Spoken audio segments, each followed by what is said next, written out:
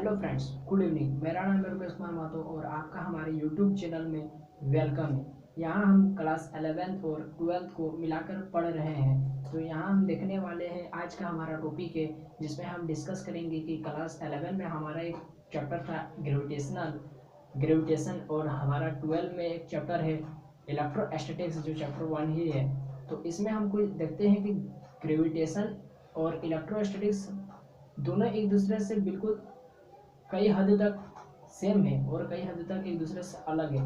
तो आज हम वही डिफरेंसेस को देखने वाले हैं कि इलेक्ट्रोस्टैटिक्स में इलेक्ट्रिक फोर्स और इलेक्ट्रोस्टैटिक फोर्स और जो ग्रेविटेशन चैप्टर में हम ग्रेविटेशनल यूनिवर्सल जो फोर्स है वो एक दूसरे से किस प्रकार अलग अलग है। तो आइए देखते हैं। कुछ मैंने पॉइंट्स लिखा है आपको समझाने के लिए डिफरेंसेस को। तो देखते हैं क्या क्या पॉइंट है। ये बहुत इंटरेस्टिंग वीडियो होने वाला है, आप देखिएगा जरूर। देखिए, फिजिक्स से ग्रेविटेशन है जो कि क्लास 11 में आपने पढ़ा है, और इलेक्ट्रोस्टैटिक्स से जो क्लास 12 में आप पढ़ने वाले। तो इसका वीडियो मैंने एक अपलोड कर चुका है जो क्लास 12 में इलेक्ट्रोस्टैटिक्स चैप्टर का पूरा वीडियो पूरा चैप्टर एक ही वीडियो में आप उसको अच्छा से देख लीजिए। उसमें इंपॉर्टेंट टॉपिक को मैंने डील किया है। यहाँ हम डिफरेंस को देखने वाले हैं। तो डिफरेंस देखते हैं। पहला डिफरेंस कहता है कि ग्रेविटेशनल फोर्स जो होता है ना इज ओनली अट्रैक्शन फोर्स, जबकि electrostatic force is also attraction और रिपल्सन फोर्स।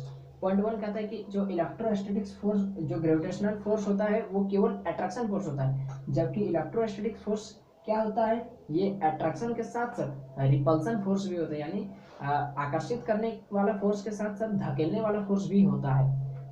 ठीक है। फिर देखते हैं दूसरा पॉइंट कि according to Newton's law of gravitation F is equal to G m1 m2 बटे r स्क्वायर, जबकि according to Coulomb's law F is equal to K q1 q2 बटे r स्क्वायर। ग्रेविटेशन में हम देखते हैं कि दो मासों के बीच में आकर्षण बल लगता है जिसको ग्रेविटेशनल बल कहते हैं और गुरुत्वाकर्षण बल कहते हैं, और जो कूलम्ब्स लॉ में जो फोर्स बताता है इलेक्ट्रोस्टैटिक फोर्स वो दो चार्जों के बीच में लगता है। और चार्ज तो आप जानते ही होंगे कि पॉजिटिव होता है और नेगेटिव होता है। तो ये अट्रैक्शन भी होता है और रिपल्सन भी होता है। इसलिए यहाँ पर फोर्स होता है के, यानी यहाँ पर डायरेक्टली प्रोपोर्शनल को हटाते हैं तो कांस्टेंट आता है। तो के कांस्टेंट है, q1 q2 दो चार्ज है और दोनों के बीच का डिस्टेंस r है। तो F इज इक्वल टू के q1 q2 बटे r स्क्वायर। और ग्रेविटेशन में क्या होता है ना, जी क्या है, ग्रेविटेशनल कांस्टेंट। जब प्रोपोर्शनलिटी का साइन हटाते हैं तो कांस्टेंट आता है ग्रेविटेशनल कांस्टेंट। m1 m2 दो मास है और दोनों के बीच का डिस्टेंस r है तो r स्क्वायर। फिर हम देखते हैं, ये दूसरा डिफरेंस हो गया। तीसरा डिफरेंस देखते हैं कि जी का यहाँ पर वैल्यू होता है 6.67 इंटू 10 का पावर -11 न्यूटन मीटर स्क्वायर पर केजी स्क्वायर, जबकि इलेक्ट्रोस्टैटिक्स में आप के का वैल्यू जो प्रोपोर्शनलिटी का वैल्यू देखते हैं 1/4 का एप्सिलॉन नॉट होता है, और यहाँ पर इसका के का वैल्यू होता है 9 इंटू 10 का पावर 9 न्यूटन मीटर स्क्वायर पर कूलम्ब स्क्वायर। यहाँ पर केजी स्क्वायर है, यहाँ पर कूलम्ब स्क्वायर है। ये मास के लिए केजी स्क्वायर है और ये चार्ज के लिए कूलम्ब स्क्वायर है। ठीक है, यहाँ तक समझ में आ गया।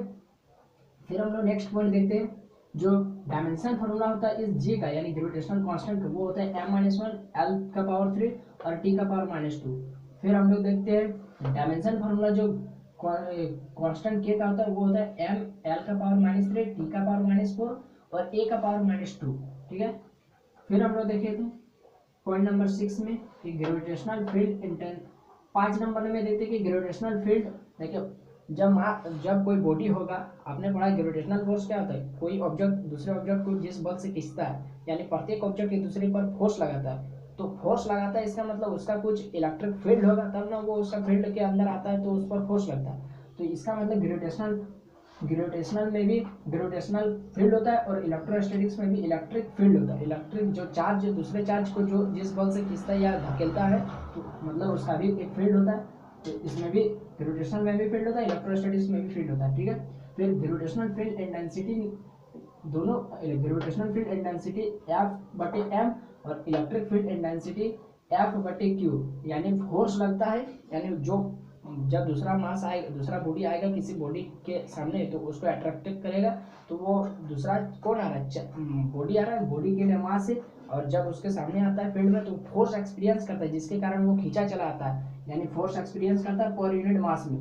Gravitational field intensity is equal to, जिसको हम डिनोट करते हैं ई वेक्टर से, और इलेक्ट्रिक फील्ड इंटेंसिटी को भी ई डी वेक्टर से हम डिनोट करते हैं। और ये चार्ज एक्सपीरियंस करता है, दूसरे के सामने दूसरा चार्ज जाता है तो चार्ज उसका फोर्स को एक्सपीरियंस करता है, इसलिए charge per unit, force per unit charge. ठीक है, फिर देखते हैं ग्रेविटेशनल पोटेंशियल जो होता है वो, इसको भी से डिनोट करते हैं। ग्रेविटेशनल पोटेंशियल यानी गुरुत्वाकर्षण, ग्रेविटेशनल पोटेंशियल हो गया ग्रेविटेशनल पोटेंशियल, और इसमें होता है इलेक्ट्रिक पोटेंशियल। ठीक है, ग्रेविटेशनल पोटेंशियल को भी से डिनोट करते हैं और इलेक्ट्रिक पोटेंशियल को भी से डिनोट करते हैं। ग्रेविटेशनल पोटेंशियल का वैल्यू होता है माइनस जी एम बटे आर। ठीक है, और इलेक्ट्रिक पोटेंशियल का वैल्यू होता है के क्यू बटे आर।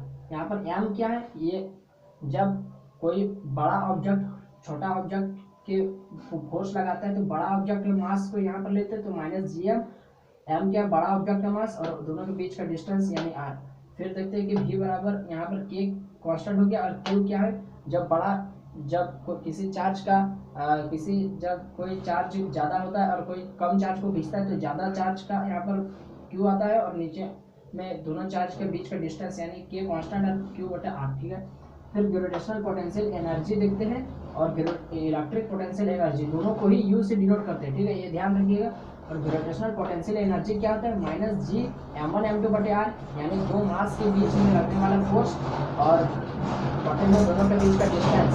और इलेक्ट्रिक पोटेंशियल एनर्जी और ये होता है के q1 q2 बटे आर, यानी दो चार्ज के बीच में फोर्स लगता है और दोनों के बीच का डिस्टेंस। ठीक, फिर रिलेशन देखते हैं इस इलेक्ट्रिक ग्रेविटेशनल में। हमको ये रिलेशन बहुत इंपॉर्टेंट होता है, जो हर बार कहीं ना कहीं पूछा जाता है कॉम्पिटिटिव एग्जाम या आपके ही सिलेबस में कोई क्वेश्चन बनाते हैं तो उसमें इस तरह के रिलेशन के द्वारा किसी को का वैल्यू निकालने बोलता है तो हम इस फार्मूला का यूज करते हैं। तो U बराबर होता है वी एम, वी क्या है ग्रेविटेशनल फील्ड है, एम क्या है उसका मास में फोर्स लगता है, यानी U बराबर एम वी एम हो जाएगा। Gravitational potential energy is equal to gravitational field into mass body का।